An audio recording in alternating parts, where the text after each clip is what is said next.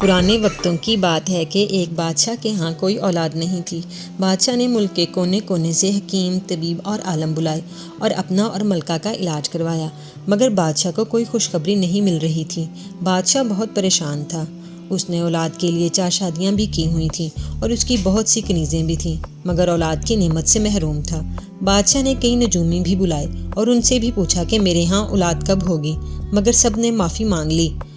ایک نجومی نے کہا، آپ کے ہاں کوئی اولاد پیدا نہیں ہوگی، اور ہاں دوسری بات یہ کہ آپ جو کوئی اولاد محل میں لا کر رکھیں گے وہ بھی زندہ نہیں بچے گی۔ بادشاہ نجومی کی یہ بات سن کر غصے میں آ جاتا ہے۔ غصے سے نجومی کو کال کوٹری میں بند کرنے کا حکم دیتا ہے۔ نجومی چلاتا ہے، مجھے قید نہ کرو، میرے پاس اس کا حل ہے۔ میرے علاوہ کوئی نہیں جانتا اس محل میں کبھی بچے کی کلکاریاں نہیں سنیں گی، چڑیاں کبھی نہیں چہکیں گی، مگر سپاہی اس کی بات نہیں سنتے اور اسے زندان میں قید کر دیتے ہیں۔ نجومی کو قید میں کئی سال گزر جاتے ہیں۔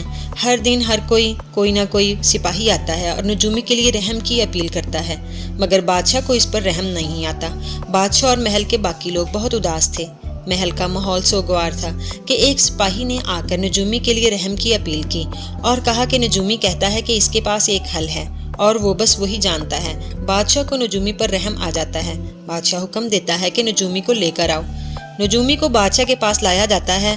بادشاہ اس سے کہتا ہے کہ اگر تمہارے پاس کوئی راستہ ہے تو بولو، ورنہ یہاں سے چلے جاؤ، آج تم آزاد ہو۔ نجومی کہتا ہے کہ بادشاہ مجھ پر مہربان ہوا ہے تو میں کیوں کر بادشاہ کی بھلائی نہ چاہوں گا۔ وہ بتاتا ہے کہ جنوب مغربی پہاڑوں میں ایک غریب جوڑا رہتا ہے جو نہایت ہی غریب اور محنت کش ہے۔ ان کے ہاں ایک اولاد پیدا ہوگی جو نہایت ہی خوبصورت اور خوش قسمت ثابت ہونے والی ہے۔ اگر آپ اس جوڑے کو ڈھونڈ کر اپنے پاس رکھ لیں تو جلد ہی اللہ اس جوڑے کو اپنی رحمت اور برکت سے نوازنے والا ہے۔ میں نے اس جوڑے کو دیکھا ہے اور سنا ہے۔ وہ بس ایک ہی دعا کرتے ہیں، یا اللہ ہمیں اولاد نرینہ سے نواز اور ہماری اولاد وقت کے بادشاہ کے ساتھ رہے اور آنے والے وقت میں دنیا پر حکومت کرے۔ بادشاہ نجومی کی بات سن کر سکتے میں آ جاتا ہے، مگر سپاہیوں کو حکم دیتا ہے کہ جاؤ اس جوڑے کو ڈھونڈ کر لاؤ۔ سپاہی روانہ ہوتے ہیں اور پہاڑوں میں اس جوڑے کو ڈھونڈنے لگتے ہیں۔ کافی دن کی تلاش کے بعد سپاہیوں کو ایک غریب آدمی نظر آتا ہے جو بہت مشقت محنت سے اپنے لیے کچھ خوراک لے کر جا رہا ہوتا ہے۔ سپاہی اس کو روکتے ہیں اور پوچھتے ہیں، تم کہاں جا رہے ہو اور تمہارا نام کیا ہے؟ میرا نام داؤد ہے اور میں اپنی بیوی اور بچے کے لیے، جو کہ آج ہی پیدا ہوا ہے، کھانا لے کر جا رہا ہوں۔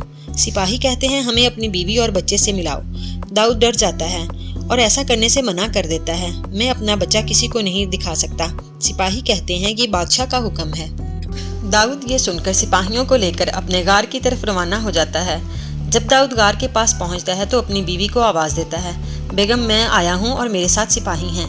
اس کی بیوی جواب دیتی ہے، اندر آ جائیں۔ داؤد سپاہیوں کو باہر رکنے کا کہہ کر اندر داخل ہوتا ہے۔ پریشانی سے اپنی بیوی اور نہایت ہی حسین بچے کی طرف دیکھتا ہے اور کہتا ہے، سپاہی آپ سے اور بچے سے ملنا چاہتے ہیں۔ اس کی بیوی جواب دیتی ہے، داؤد پریشان کیوں ہو؟ آج ہماری دعا قبول ہو گئی ہے۔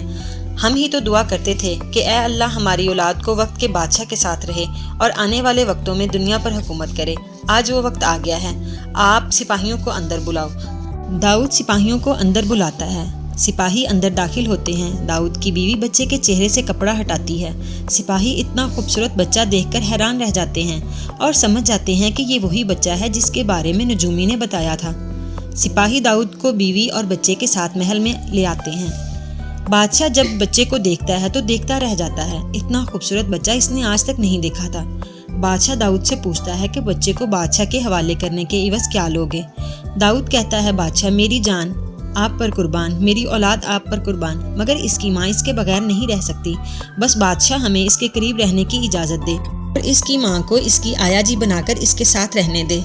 ہمیں اس کے علاوہ اور کچھ نہیں چاہیے۔ میں اور میری بیوی کبھی اس کو نہیں بتائیں گے کہ ہم اس کے والدین ہیں۔